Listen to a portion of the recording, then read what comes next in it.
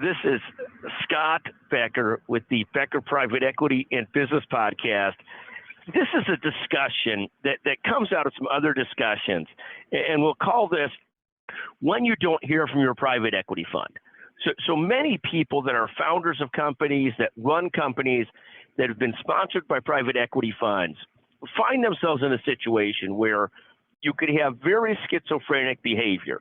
You could have a situation where your private equity partner wants to talk to you every single day about issues, wants to deal with you all the time, wants to have constant status calls, really wants to know every single thing that's going on.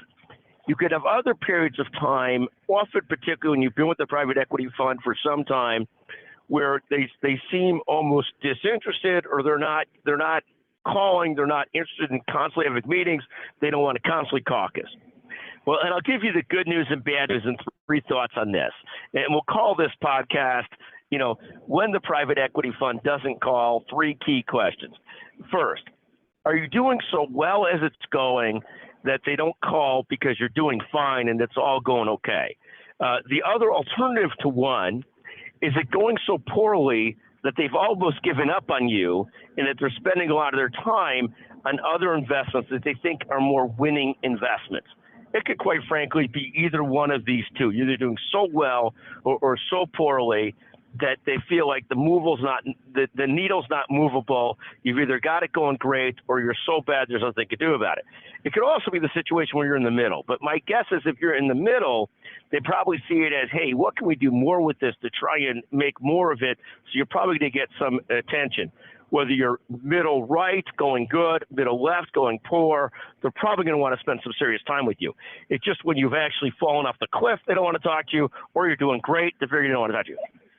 The second thing we're seeing right now is the appetite for bolt-on acquisitions and for adding on serious leverage has softened some, as so many private equity funds have done so many bolt-ons that have resulted in more trouble than ultimately they've been worth. And so we've seen that across the sort of spectrum, well-operating platform businesses taking on debt to do new acquisitions, having those new acquisitions do fine or not so well, and the debt costing a lot of money and things not going as well as they should. We see this across the spectrum. We particularly have seen it with a lot of experienced investors and a lot of inexperienced investors, where they've not sort of seen a down cycle or seen a cycle where essentially debt has ended up costing more trouble than it's been worth. So we see a lot of that. The third thing I'll mention as to when you might not hear from your private equity fund is when they're not in a transaction cycle, or they don't see you as in a transaction cycle.